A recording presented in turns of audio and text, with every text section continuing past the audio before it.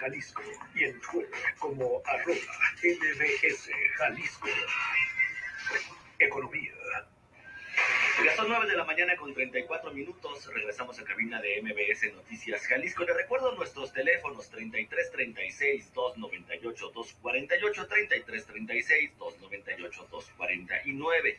Las redes sociales, @MBS Jalisco en Twitter, MBS Noticias Jalisco en Facebook y mi cuenta personal, @semáforo en ámbar. Además, nuestro canal en Telegram, Víctor Magaña, _medio MBS. El día de hoy, y déjelo doy nada más un poquito de contexto, ya escuchábamos la primera colaboración de Roberto Medina con esta colaboración quincenal, donde nos estará platicando un día a día de una persona muy común y muy corriente en cuanto a lo que sucede en la ciudad.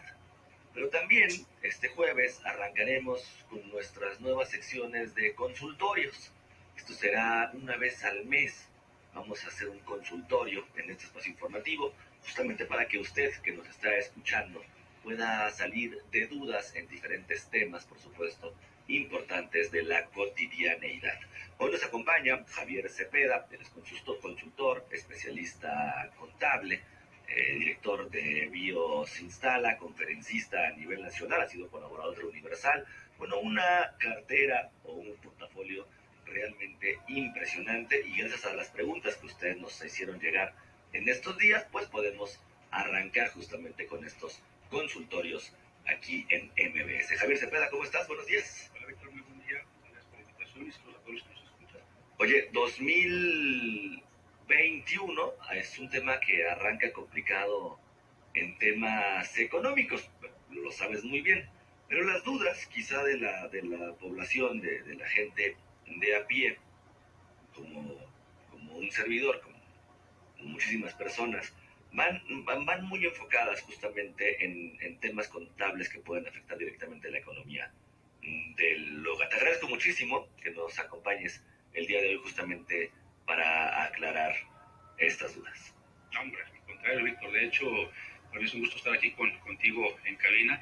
Y efectivamente, 2021 es un año que nace con un tanto de incertidumbre, pero sobre todo todos los contribuyentes, independientemente de que seamos personas físicas o morales, tenemos que mantener una actualización continua, porque 2021 tiene un tema muy fuerte en cuanto a fiscalización por parte del SAT. Recordemos que 2020 fue un año atípico, un año sorprendente, literal, fuimos muy vulnerables, y desgraciadamente hay muchos contribuyentes que dejamos de lado el tema del cuidado de nuestra situación contable y fiscal. Hay muchas empresas que desgraciadamente murieron, muchas personas que perdieron su chamba, y en ese sentido, las empresas que estamos sobreviviendo, pues lo que queremos es reactivar nuestra economía, y la reactivación la llevamos a cabo a través de la operación, a través de la generación de demanda, y esa es nuestra prioridad, realmente mantener nuestra plantilla de colaboradores, no tener que hacer un despido masivo, y esto aunado a que desgraciadamente no hay apoyos por parte del gobierno federal al sector empresarial. O sea, francamente nos vimos solos. Entonces, en ese sentido, sí pudo haber ocasionado que nuestra prioridad no fuera el hecho de estar cuidando nuestra situación contable y fiscal.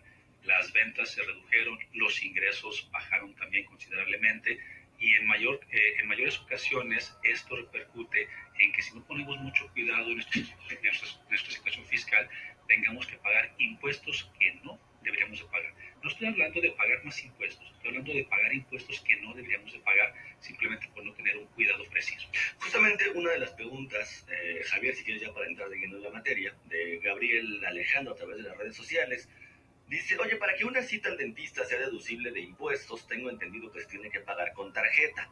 Mi duda es si para esos efectos es igual de válido, si me hicieron el cargo con una terminal tipo Mercado Pago, Clip, ISET, NetPay, o forzosamente tiene que ser terminal bancaria, y si tengo que meterlo como gastos médicos o puede ser como gastos generales. De entrada, bueno, gracias por la pregunta. De entrada, recordemos que hay muchos medios de pago, y hay alternativas.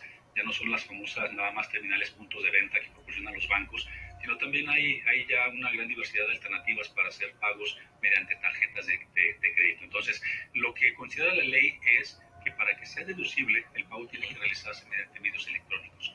Esto quiere decir a través de una transferencia electrónica, quiere decir a través de una tarjeta de débito o crédito, y no sería deducible en dado caso cuando el pago se realiza en efectivo. Entonces, independientemente del mecanismo que hayas utilizado para hacer el pago mediante formas electrónicas, sería deducible. Y lo más conveniente es, además de solicitar la factura correspondiente, sí que efectivamente se meten como gastos médicos para poder integrarlo al concepto de deducible que corresponde.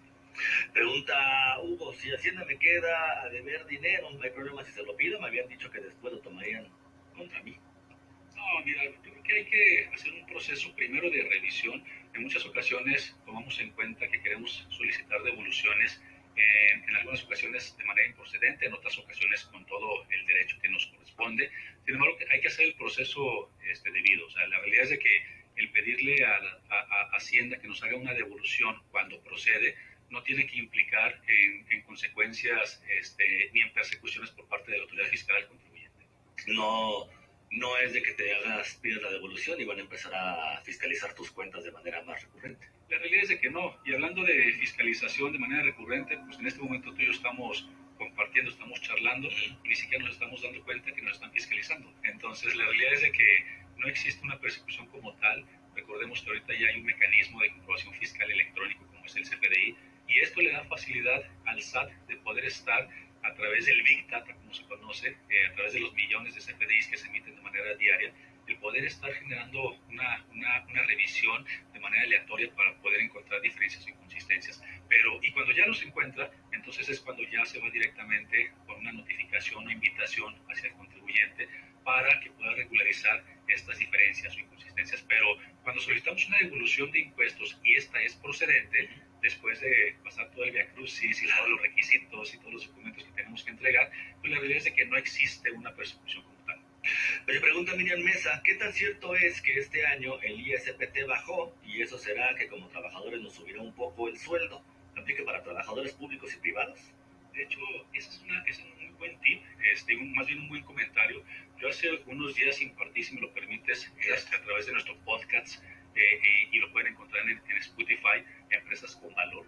Yo compartí precisamente en el podcast Empresas con Valor y Spotify un capítulo que habla precisamente de la reducción de ISR para las personas físicas. Y en efecto, para no ahondar demasiado en el tema, sino dar la oportunidad que escuchen el podcast nuestros amigos, les puedo contar que sí, efectivamente, sí baja el impuesto sobre la renta para los trabajadores por un concepto de inflación acumulada en los últimos años, etcétera, etcétera. Pero efectivamente, y esto solamente se podía confirmar con la publicación de las nuevas tablas de ISR que precisamente el SAT acaba de dar a conocer hace unos días. Entonces, la respuesta es sí, los trabajadores tendrán que ver reflejado un menor impuesto en sus recibos de nómina y por consecuencia un mayor ingreso neto.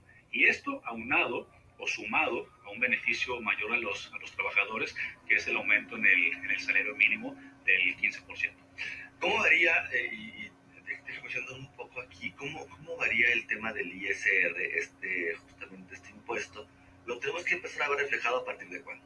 Mira, en realidad se tendría que ver reflejado a partir del momento en que las tablas de ISR fueron publicadas hace unos días. Entonces, prácticamente yo te podría decir que dependiendo si tu nómina es semanal, quincenal, mensual, catorcenal, etcétera, etcétera, tú lo tendrías que ver reflejado a partir de este momento en tu siguiente pago de nómina. Y de hecho, la invitación para todos los trabajadores que nos están escuchando es: acérquense con el patrón, acérquense con la persona que hace el proceso del cálculo de la nómina y que les puedan explicar precisamente cómo se hizo ese ajuste, porque sí tienen que tener un reflejo positivo de menor impuesto sobre la renta en sus recibos de nómina y un incremento quizás muy leve. O sea, estamos hablando de que no son cantidades muy exorbitantes, pero pues al final de cuentas en esta época de pandemias y la economía, peso tras peso suma. Entonces, mi recomendación sería: tengan un recibo de nómina, por ejemplo, de diciembre del 2020 y cotéjenlo con el siguiente recibo de nómina que van a tener en su siguiente periodo de pago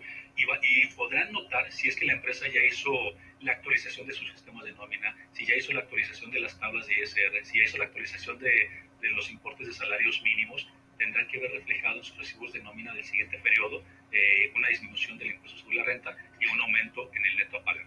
Pregunta Elizabeth, ¿qué pasa si no he habilitado mi buzón tributario y quiénes están obligados a habilitarlo? Esa es una pregunta un tanto delicada porque todos los contribuyentes que estamos dados de alta ante el SAT tenemos la obligación, y así lo reitero, la obligación de habilitar nuestro buzón tributario. Hubo una extensión, una prórroga para los contribuyentes para que puedan habilitar, pero recordemos una cosa, Víctor, el buzón tributario es el medio de comunicación oficial entre el SAT y el contribuyente. Y ahora en 2021, con las nuevas atribuciones que le han dado al SAT, ahora el SAT ya puede mandarte una serie de notificaciones, comunicados, aclaraciones y cuanta cosa y media se les ocurra a través del buzón tributario. Anteriormente solamente te mandaba notificaciones cuando había algo que aclarar o cuando tenía que notificarte alguna situación específica. Al SAT ahora le dan atribuciones para que prácticamente te puedan mandar anuncios, como se han denominado, anuncios de interés al contribuyente. La realidad es que esos famosos anuncios de interés, y lo pongo entre comillas, pues es simplemente nada más estar sobre el contribuyente. O sea, muy importante. La verdad es que es muy importante, es una obligación de todos. Oye, un par de últimas preguntas porque nos come el tiempo. ¿A los cuántos años de adquirir un crédito Infonavit se puede ver que va reduciendo la deuda en un crédito actual en donde se cobra el 12% de interés? Todo depende, Víctor. La verdad es que todo depende. O sea, tendremos que revisar muchos factores. Una es el descuento que se está realizando, los tipos de periodos y pagos que se están efectuando. Entonces, la realidad es que cada caso puede ser muy peculiar. Entonces, en ese sentido, sí me gustaría invitar a las personas a que si tienen casos particulares, pues con todo gusto nos puedan contactar para poderlos apoyar. Una última, ya, ahora sí la última. ¿Qué pasa con las nuevas empresas de inversión? Lo que ganas cuando inviertes en una de ellas, ¿debes reportarlo también, aunque no entre ese dinero a una cuenta personal? Todo recurso bancarizado, todo recurso, en este caso recordemos que en nuestro país, en el país de nunca jamás, tenemos que reportar todo lo que ganamos, todo lo que invertimos, todo lo que pagamos. Entonces, en ese sentido, cada peso que se invierta se tiene que reportar. Entonces, No importa que lo guardes abajo del colchón. Mira, la realidad es de que cuando lo guardas abajo del colchón, pues entonces no hay fiscalización, pero también, por otro lado, implica el tema de seguridad. O sea, ¿qué tan seguro es tener tu dinero bajo el colchón? Yo ahí en ese caso recomiendo a las personas que cuando no tengamos una estrategia bien definida, ya sea financiera o fiscal, y que tengamos que vernos en la necesidad de quizás guardar los dineros bajo el colchón, busquen a los especialistas que podemos inclusive desarrollar una estrategia legal, insisto, todo en el marco de la legalidad, con el menor pago de impuestos posible, porque sí, realmente sí es posible, y con esto poderles ayudar a bancarizar, a legalizar y a manejar un esquema fiscal y una estrategia diseñada a la medida, pero, insisto, con todo el apego a derecho de la ley.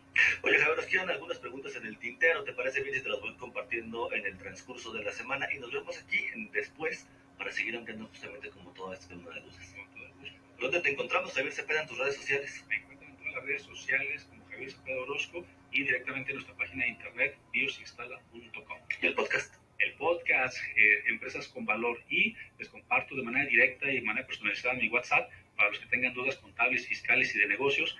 Mi WhatsApp directo es 3314 56 6526. Si de repente tienen una duda nuestros amigos, escríbanme vía WhatsApp 3314 56 6526 y con todo gusto yo los atiendo personalmente. Pues ahí está la información, ya lo sabe. De manera recurrente, Javier Cepeda nos va a estar acompañando como colaborador en estos nuevos consultorios aquí en MBS para aclarar sus dudas. Hoy son 9 de la mañana con 49 minutos. Javier, muchísimas gracias por acompañarnos. Como siempre ya sabe, le deseo que pase usted un muy bonito día. Hasta aquí llega MBS Noticias Jalisco. Acompáñanos de lunes a viernes.